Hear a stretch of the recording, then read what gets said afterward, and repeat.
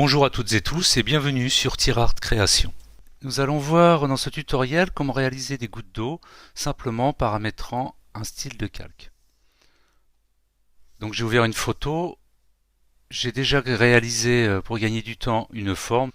Donc je vais faire un double clic sur ce calque, sur le calque de la goutte, et on va commencer à appliquer les styles. Alors la première chose que l'on va faire, c'est se débarrasser de la couleur.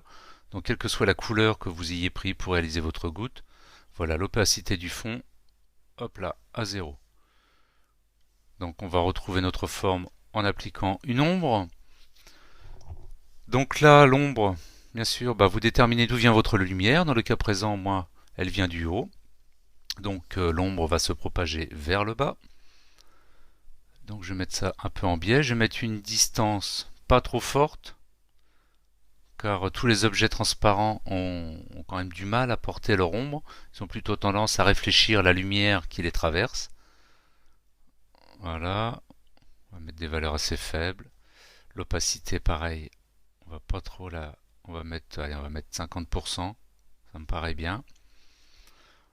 Ensuite, on va déterminer la lumière qui va se refléter à l'opposé de la goutte, c'est-à-dire que la lumière qui vient du haut, qui va traverser la goutte, va se refléter à l'intérieur de la goutte, à l'opposé, comme tous les objets transparents, en verre, les gouttes d'eau, les bouteilles. Voilà, c'est un phénomène d'inversion de par la forme ronde de ces objets. Alors pour ça, on va utiliser l'ombre interne. On va détourner un peu ce pourquoi c'est faire. On va changer la couleur en blanc. Le mode de fusion, on va aller chercher incrustation, qui a l'avantage de donner au blanc la teinte de la couleur du fond.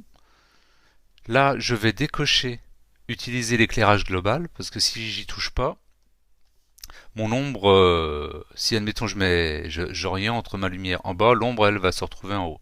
Donc je décoche pour ne contrôler que cet effet. Donc voilà, je vais mettre cette lumière là en bas, je vais régler la distance, mettre un peu de flou par la taille. Voilà. Alors on va faire comme ça. Donc vous essayez de coller à l'orientation de votre ombre. Ensuite, on va travailler le reflet cette fois extérieur, donc là qui va être du bon côté, du même côté que la lumière. Pour ça, on va se servir de biseautage et estampage.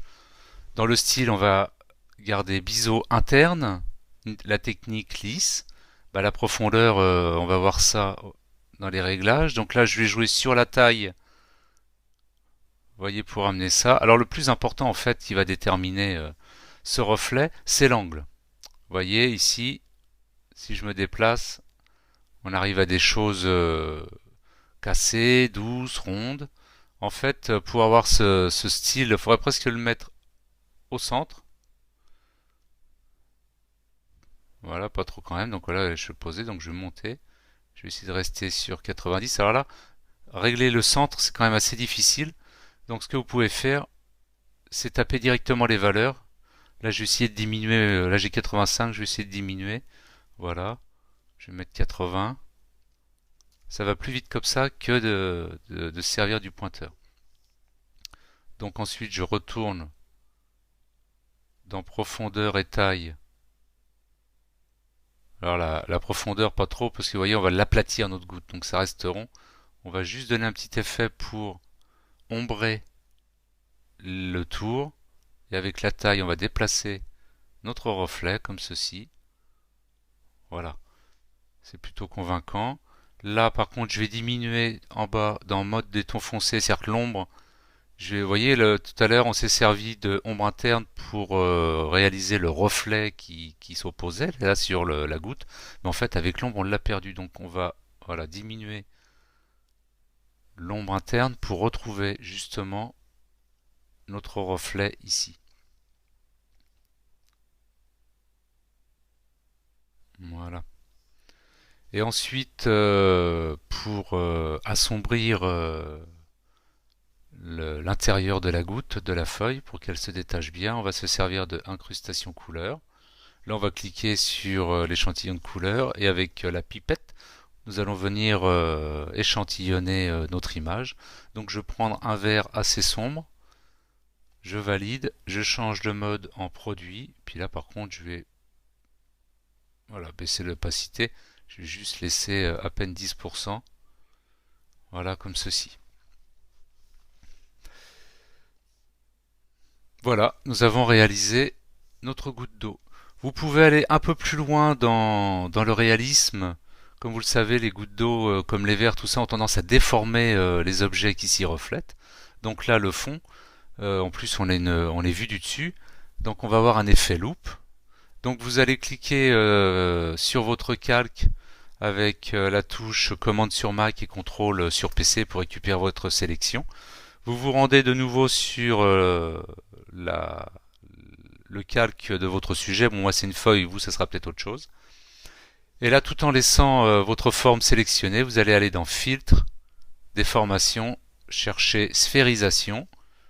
Donc là, vous avez un réglage de creux ou de bombé. Vous mettez tout au taquet, 100%, mode normal, vous validez. Voilà, vous pouvez désélectionner. Voilà, vous avez fait un effet zoom sous la goutte. Alors bien sûr, le style de calque étant toujours là, et l'avantage d'avoir utilisé pour le reflet, biseautage et estampage, rend tout ce que vous allez pouvoir peindre autour autonome. C'est-à-dire, je vais prendre mon outil pinceau, je vais aller chercher une forme assez nette quand même, avec une dureté au maximum. On va agrandir un peu le diamètre.